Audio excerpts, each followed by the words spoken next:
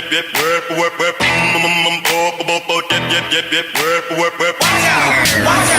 listening to the Mad Positivity Pos'Cast, helping you find your freedom. Broadcasting live from London.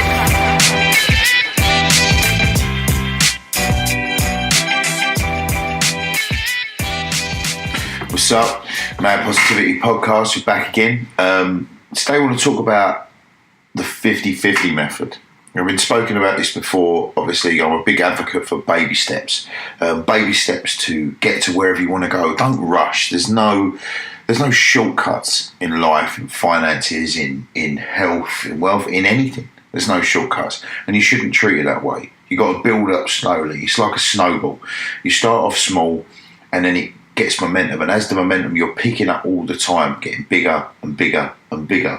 So like baby steps is obviously a big deal for me in fitness, finance, everything. And I've always taken the 50-50 method.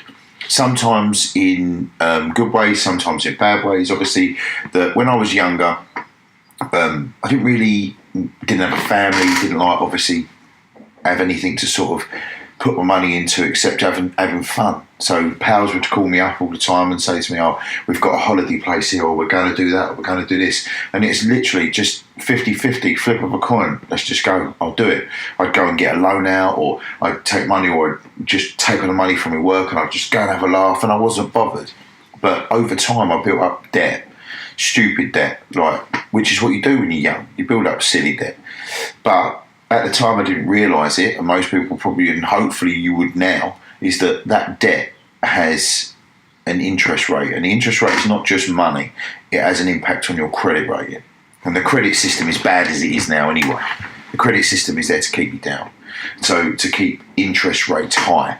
So the worse the credit you've got, the higher interest rate someone's got to offer you on a mortgage or a loan or anything like that. And the higher interest rate, the more money they make. Now, they hide that by saying, "Oh, you're a bigger risk customer."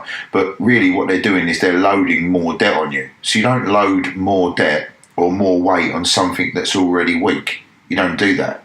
You can make a change. So if you want to get out of debt, you can utilise this method, which I call the 50-50 method, baby steps, 50-50 baby steps. So if you think of it like you take little wins every day, that's how I do it. I'll take little wins, loads and loads of little wins. If you've got a list of things to do, there could be 50 things on a list. Now, looking at something like that is overwhelming. Or if you've got 20 pallets of bricks and you've got to build a house, you've got to start with the footings. You've got to have a decent foundation. That's just the way it works. No decent foundation, the house is going to be weak. So each brick takes time to walk over, grab the brick, knock up, muck up, and start to build that wall. It's the same with the list. Each item on that list is like the brick. So you can put the priority ones to the top and work out how you want to do it. And you obviously chip away at it piece by piece. Now, if you did one thing a day, it's going to take you 50 days. If you did 10 things a day, it'll take you 5.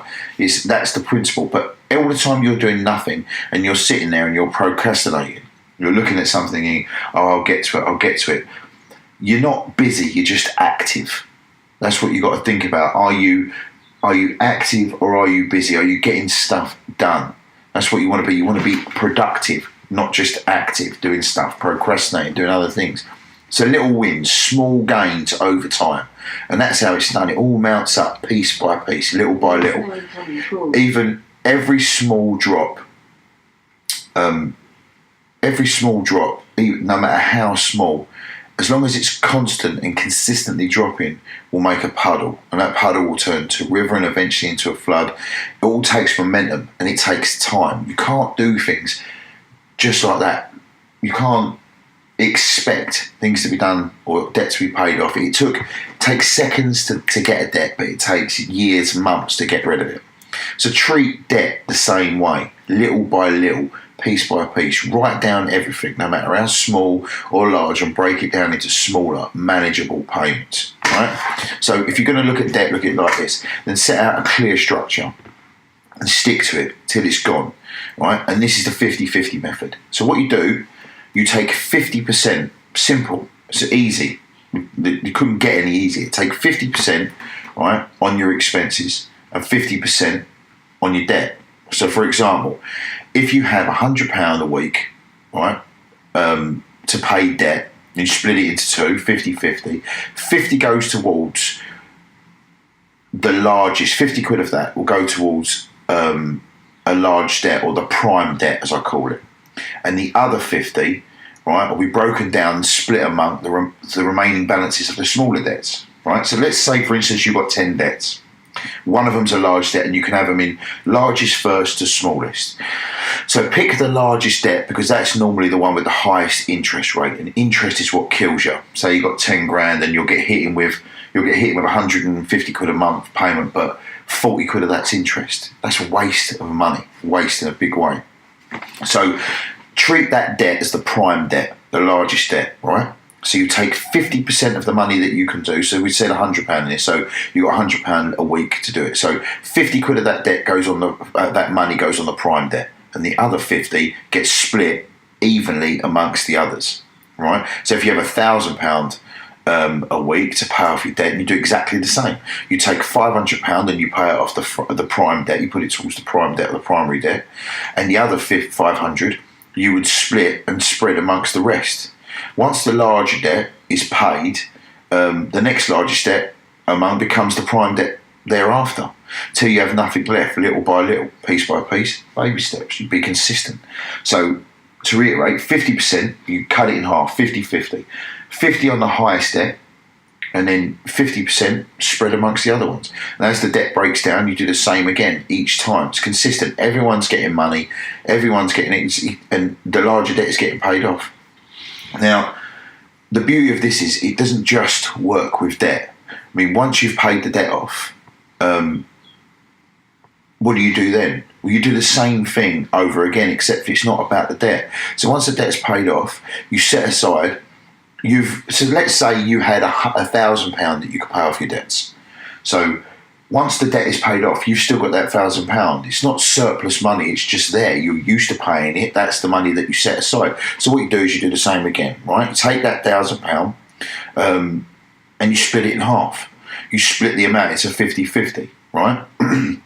So 50% of it, you invest it, right? Whether that's in stocks, bonds, or my recommendation is to find a ISA, or even better, a stocks ISA that deals with trades. So obviously if you invest in a stocks ISA, you can work out, which is something that we've just done on a recent podcast with one of my friends who works in the city, to find a dividend that pays out every single month. So you pick 12 stocks that pay a dividend, and every stock pays on different times of the month.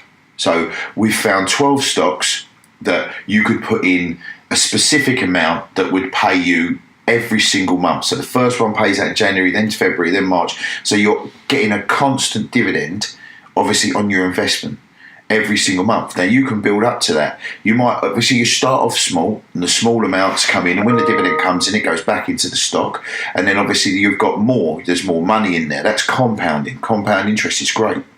So you take 50%, put it into bonds, stocks. You can even put it into premium bonds. If you don't know what premium bonds are government-backed savings. They use them, you put your money into these. There's no interest rate in it. It's just like a savings account, except they have a lottery in there. And you could win anything up to £1 million. So each week, each month, you could get 50 quid, 200 quid, whatever. It's just an incentive because it's a bond. You're basically lending the government money in order for them to provide it. And it's like a savings account. It's a good way of doing it. There's no risk involved in it. I wouldn't recommend leaving it there for a long period of time, but at the moment where things are volatile, if you don't want to try the stock ISA, and obviously I wouldn't recommend it if you don't know what you're doing, you need to obviously start reading into the different markets and how to sort of go forwards with regards to the markets, obviously.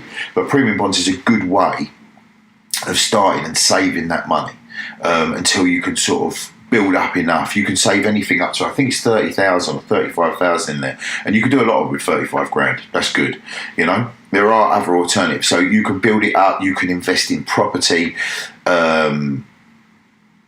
which is good because not only like the dividend and the ISA, it builds a passive income. So anything that builds a passive income to make you money, that's the idea. with this. You're investing it to make money or investing it to build up till you learn how to put it somewhere to make money. Okay, so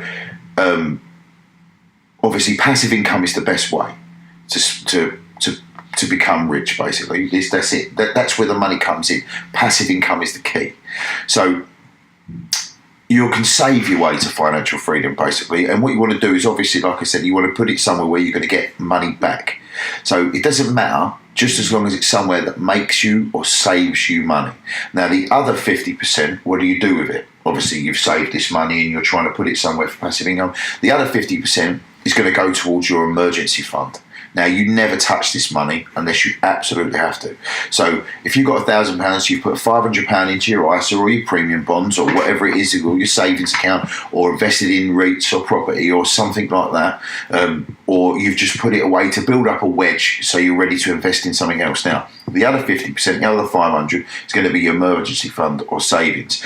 Now, you can stick it in a jar if you had to, a shoebox, or definitely the best place to put it is an ISA, tax-free, or a savings account, or even premium bonds if you want to. But the only thing I forgot to say with premium bonds is you can't take your money straight away. You would have to apply for it again, and it takes about 3 days for them to transfer it back. But it's protected.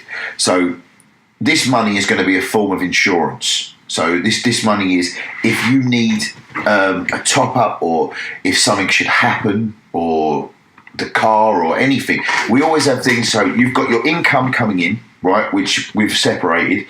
You've got this money that you've separated in order to do savings. So you've got the 50% that you've put towards your ISA or anything that's building up your passive income, and the 50% towards your emergency fund. Now, that's third on the list. We've got 3 streams of income now. So you've got your pay income, which is you've halved, basically. So you're living on that and you're forgetting about this money. Then you've got the 50% that you put into the ISA, which is trying to make you money, right? And then you've got the emergency fund that's in the back of the queue. So if you can forget about this and let it build up, it's still a stream of wealth. It still shows that you've got money, but it's your emergency fund.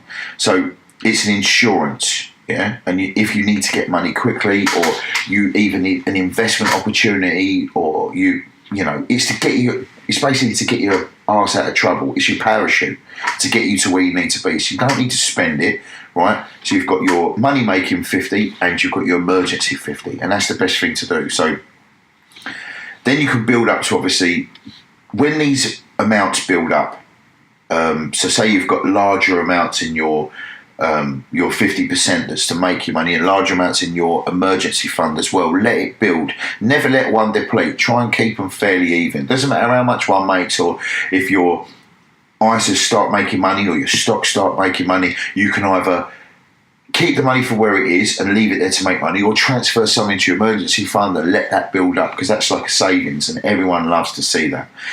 So when people say, how wealthy are you, or what is wealth, I believe that the way you measure wealth is simple. It's if you stopped work today and you didn't do anything, right? You stopped what you're doing, you gave up your job, right? And you stopped work completely, okay? How long would you last? That's the question. How long? How long could you survive, right, on how you last? So if you had a passive income, so say you had, I don't know, £1 million in a savings ISA, and it was based over 12 stocks that paid a dividend every month, and you were getting, say, 500 a month from each. Let's just surmise, like 500 a month from each one. So you've got your initial £1 million asset that's there, and it's making you an income of 500 a month, right? So whereas before you had your wages coming in, you didn't have to touch that £500 a month. So if you did touch it, as long as you didn't dip into the million, the 500 would always be coming back to you, if you understand what I mean. So the passive income is your ability to earn money and not have to work, because you have acquired assets that are then making you money, right? So if we go back to what wealth is, it's if you stopped work today, you did nothing, right? How long could you survive for? That is how you measure wealth, okay? So if you think, and the equation to work it out is quite simple. right? Wealth is measured by the amount of your passive income plus your savings. So anything that you earn, so if you own a business and you don't work there, but you're taking a cut because obviously you've built it, someone else is running it or anything like that, or whether it's your ISA, whether it's your savings, whether it's stocks, bonds, anything that's making you money, whether you sell books or whether you've got a podcast or you've got a YouTube channel, anything that's making you money or bringing in any sort of money where you don't have to physically do anything, that's passive income. So that you've spent time building up an asset that's building you money. So it's measured by, so wealth is measured by your passive income, right, plus your savings. So what we said before about splitting it 50-50, so you've got your wages, take it in half, 50-50. So 50 went on building an income or passive income or a savings, and then the other 50 was on your emergency fund. Okay, so your passive income plus your savings, so it's the two of those plus together, right, divided by your expenses, i.e. if you've got a mortgage, if you've got car payments, if you've got hopefully you won't have no debt at that point, so mortgage, car payments, anything that you're paying out for, day-to-day living, bills, that sort of thing in your house or your flat or wherever it is that you live. Okay, so passive income plus savings divided by your expenses. Okay, and that equals the answer to the above. Yes, to how long you'll survive. So if your passive income is generating enough, right, enough for you to live and cover your expenses comfortably till obviously the next ones come in like that, and you don't have to touch your savings. So if your passive income dwindles out, then you go on to your savings. How long would you survive? That is how wealthy you are. Okay, if the answer's like a month or 2 months or a year, you're not wealthy. That's it. You're just not. Wealth is measured over time. You know, you could be rich or you could be wealthy. Wealthy to me is the ability to never work again. You have the passive income where you for generations. That's how the rich do it. They plan for generations. And this is what this is. It's baby steps to build up so that you will be financially secure, your children will be financially secure. And that is the key to sort of building wealth. So it's passive income, like I said, it's income from assets, right? Your savings, which is your emergency fund, and then obviously your expenses will be like rent or anything like that. Oh, but passive income can also be income from properties like tenants and anything like that. So if your passive income is $1,000 per week, right, it's $4,000 a month, and your expenses are $3,000 a month, you could live for any length of time because you'd obviously have $1,000 sort of left over. But if your passive income stopped all of a sudden because, I don't know, you lost equity on your flats and you wanted to sell it, and your emergency fund was take 10 grand, that means you'd only survive 3 months and a bit, and then your funds would be depleted. So you've got to work out.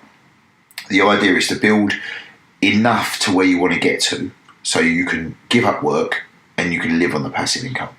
So the bottom line is, as long as your incomings, right, are more than your outgoings, you're making money. That's it. Fucking simple. It's that simple. No trickery, no bullshit, no buy my course or do this. It is as simple as that. Incomings have got to be more than outgoings, right? Profitability 101, right? You've got to have more coming in than going out. It's the same. So if you want to put it into perspective, like, it's the same as weight loss, right? Everyone knows what the laws of thermodynamics are. And if you don't know what it is if you consume less calories than you burn, you lose weight. Simple as that. So if you burn 2,500 calories a day and you're burning 3,000 calories a day, you consume 2,500, you burn 3,000, you're going to lose weight. It's as simple as that. But if you're earning 2,500 a day and you're spending 3,000, you're going to lose money, lose wealth. You are going into a negative deficit for what you're doing, which you can't sustain, because the 2,500 will never equate to the 3.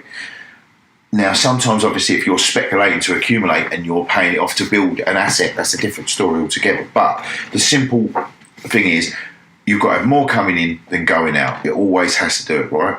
So, and you wouldn't, and you've got to treat that the same as weight loss as well. You're not going to lose 10 stone in a day. That's over time. You're going to run and you're going to break it down. It's the same thing. Baby steps, little bits every day. Treat your money the same. Okay, treat your finances the same. You are building assets to build a passive income. Right? That's what it's about. You don't want to. Do you want to work forever? Some people are destined to work. Some people are destined to own a business and have people work for them. You've got naturally. That's all. That is it. Nobody, right? Nobody. Everyone's different. Nobody's can tell you that you can't do that. Okay. Anyone can own a business. You just got to have the balls to do it. I've obviously I've spoken to people before. I mean, I spoke to a guy the other day and he was saying to me, sent me an email, we had a bit of a phone conversation afterwards, and he was saying that I'm a labourer. I left school, I didn't have the best sort of schooling and everything else, but I'm a labourer. I said, well, how are you going to make money out of labouring? And he said, I just have to labour. I said, no, you're looking at it wrong, okay? If you're a labourer, you're an unskilled individual. Some labourers are very skilled, and obviously, now, the one thing, how can you make money out of that? I said to him, and he said to me, I don't know. So I said, if you look around you on a building site, you see other labourers, right? You know how to be a labourer. They know how to be a labourer, okay? You know what you've got to do. So I said, what would stop you from being a supervisor and supervising those labourers? He said, nothing.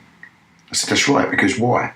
Because you know what job they've got to do, because you've done it. It's a labouring job. So if nothing's stopping you from supervising those labourers, what's stopping you from running them? So let's say, for instance, I gave him a scenario. I said, okay, you know these guys here, they're getting £9 an hour, right? Let's say the firm is paying £9 an hour. They're probably through an agency. So the agency's taking a cut. So what I said was, if you speak to all those guys and you speak to the firm and you say, right, open yourself a limited company, you tell these guys you'll pay them £10 an hour, right? But you charge 11, including for yourself, okay? You charge £11 an hour. You'll be the supervisor, so you're making £1 an hour off the 10 guys plus yourself. So you're making, not only are you making your £11 an hour, right? You're making another £11 an hour on top because of the extra pound that you've got for every one of those guys, right? So you're now making £22 an hour, and you're running them, and the firm's paying you, and they're paying a lesser margin because they're cutting out the agency, and they're paying you and you're running them, and all of a sudden you've got a business. So you went from being a £9 an hour labourer to a £22 an hour business owner doing the same job, exactly the same. So why can't you do that? And he said, well, that's great, how can you do it? So there are so many ways that you can make money. Just because you're a labourer or anything else does not mean that you can't be an entrepreneur. You can't think about what you're doing. Think about your surroundings. Think about every job. If you're a cleaner, it's the same principle. You can be a cleaner in a school and there's 5 other cleaners and they're on £5 an hour.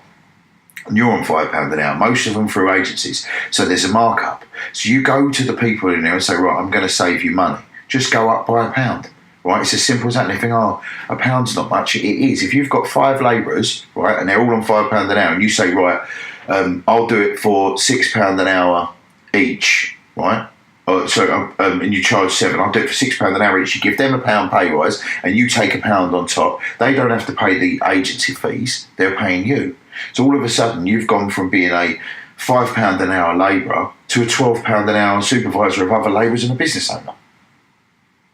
It's not that difficult to look at you know what you can do, what job you're doing. You know your job inside out, and you know the jobs that are there. There's nothing stopping you from running other people and speaking to them. You're saving the firm money. You're giving your workers a pay rise, and you're taking double money and then some. It's not that difficult to think about it like that. Like, that's it. Break everything down. Break everything down into baby steps.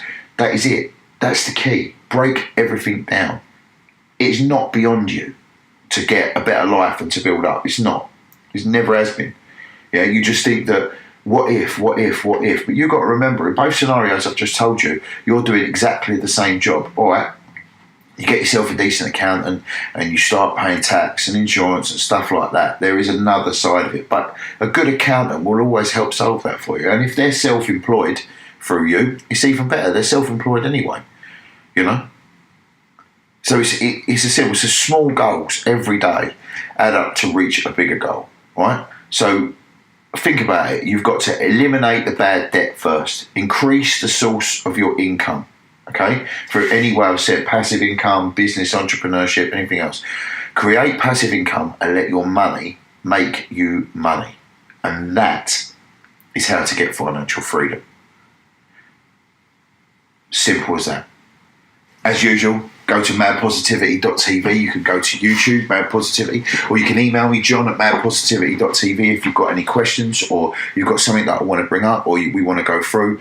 Like I said before, this is all one big experiment. I used to build platforms, podcasts and apps and Instagram pages for other people for a long time, build up big followings for them, and then I just decided maybe I was going to sort of try and do things myself, really. But if you like the podcast, like and subscribe, leave me a comment, leave me an email, let me know what you think. If you don't, leave me a comment, leave me an email, let me know what you think. But till next time, take it easy.